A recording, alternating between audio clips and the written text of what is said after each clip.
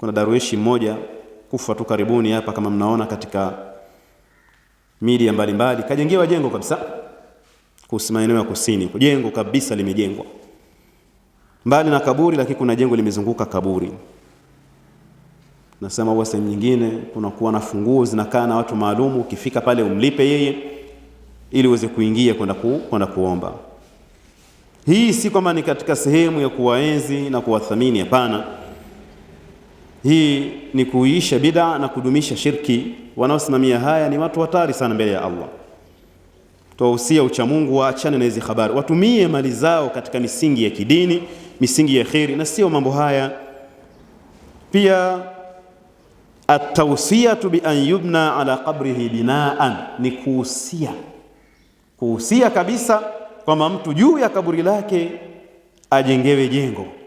Kaburi yangu msimkaiwache hivi hivi, kisha zikwa pale, mzungushieni jengo. Na utakuta watu kama hawa wanatafutiwa sehemu maalum za kuzikwa. Ndio wanakuta wengine mbele za misikiti ili kuweza kusiribwa vizuri, wengine nyuma, wengine ubavuni, wengine ni sehemu maalumu ili iwe na utambulisho kwamba pale ndio kwenye kaburi la mtu fulani. Pia sema naqshu ismi almaiti wa tarikh mautihi ala alqabri, kulinakshi jina la maiti na tarehe ya kufa kwake kwenye kaburi. Hii japo nyuma tulizungumza huko, tukaipa upana wake zaidi, kati ya kuandika jina na kuandika maandishi, yani gazeti lile kujaza historia ya mtu na nini. Baadhi ya ulama wamekuwa wamejuzisha kwenye jina tu na kusiwe na habari nyinginezo.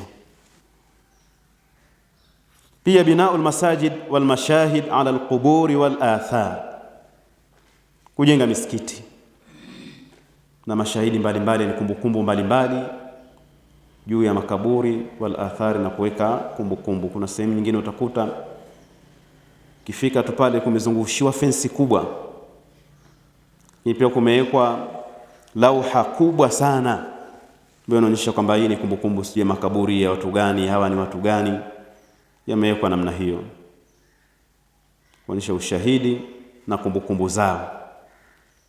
Si mambo ya kuiga, sababu hapo katika sunna.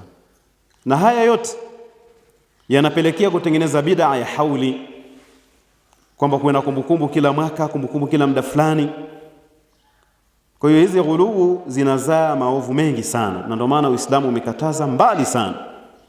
Jingine, ittikhadhul maqabir masajida bisalati alaiha wa indaha, kufanya makaburi ni sehemu za kusujudu, kujenga misikiti kwa watu wanaswali kwenye makaburi au wanaswali mbele ya makaburi. Haya mambo yapo, na watu wengine wana fikra wanazitengeneza ili watu wakija kuzika hapa wanaswali tu kabisa, msikiti watakiwa uwepo hapa. Tena kuna misikiti mizuri lakini ipo kwenye makaburi. Dhana zao hizo zimewapelekea kufanya haya, lakini dhana ambayo iko kinyume na muongozo wa Mtume sallallahu alaihi wasallam, watu wakaziki, wakimaliza waende katika misikiti iliyokuwa sehemu nzuri na kwenda kuswali. Lakini kujenga misikiti makaburini au kufanya makaburi sehemu za kusalia mbele yake, haya yanapingana na hadithi za Mtume sallallahu alayhi wasallam. Pia dafnul maiti fil masjidi au binau masjidin alayhi, kumzika maiti ndani ya msikiti ama kujenga msikiti juu yake.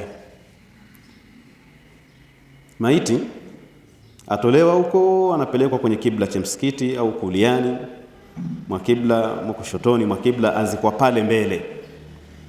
Na haya mambo yanafanywa kwa watu maalum, shekhe mkubwa ambaye yeye ndio shekhe mkubwa katika taasisi fulani.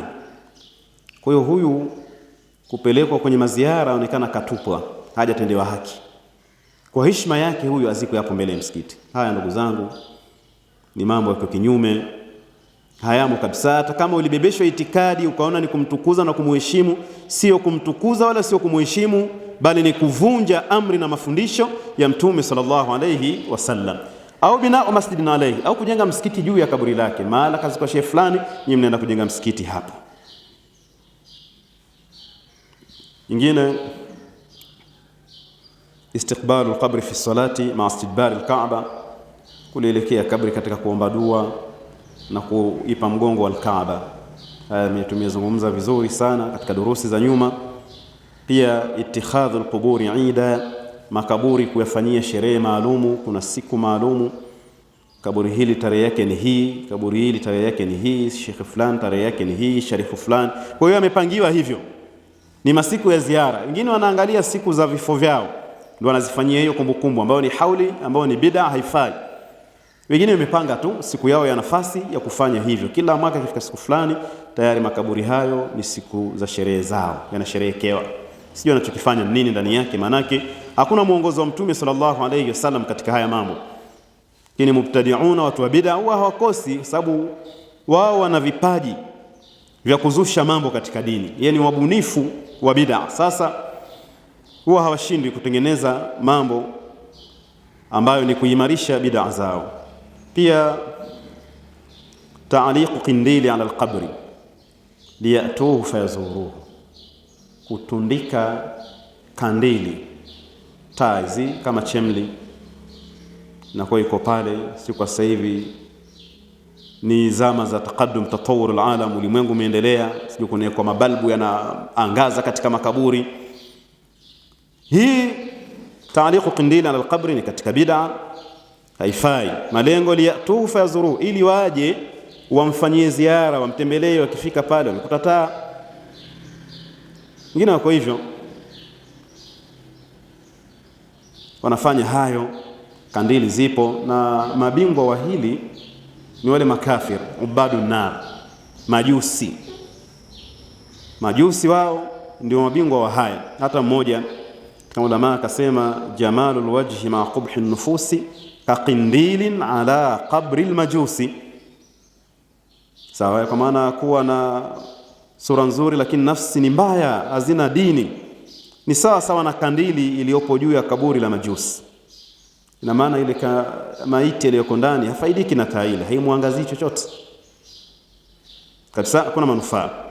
Kwa hiyo nafikiria sisi wenyewe pia ni mashahidi. Kuna makaburi ukipita unakuta kuna mataa. Zamani ilikuwa ni hizo kandili, machemli, siji karabai, siji vitu gani. Sasa hivi tutakuta hayo mabalbu yapo. Pia nadhru zaiti wa sham'i li israji qabrin au jabalin au shajara, kuweka nadhiri ya mafuta.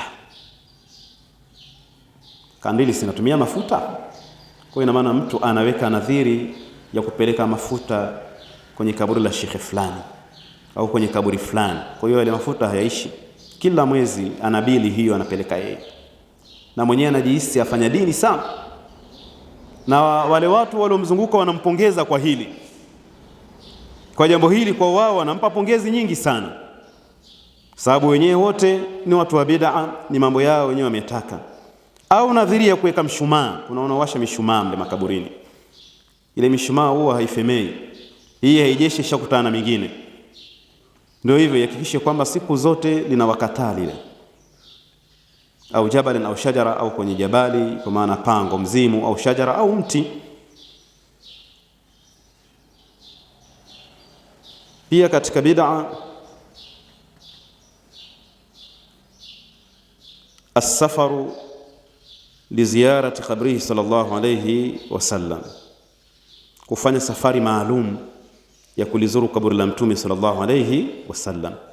Itokeo umeenda zako Madina pale, basi ni munasaba unafanya ziara, lakini sio utunge safari eti panda ndege unatoka wapi huko. Tumesoma hadithi nyuma, Mtume sallallahu alayhi wasallam kwamba tumswalie popote sisi, dua zetu, swala zetu yeye zinamfikia popote ambapo tupo sisi. Kwa hiyo hii ya kufanya ziara maalum kwa ajili ya hilo. Lakini pia ziyaratu sallallahu alayhi wasallam fi shahr Rajab, kumzuru yeye Mtume sallallahu alayhi wasallam katika mwezi wa Rajab. Kuna watu wako pale pale wamejipangia, lazima mwezi wa Rajab usipite aende akafanya ziara. Ni jambo la kibid'a. Ziara yenyewe ni ibada, lakini kuiwekea tahdidi kama hii tayari.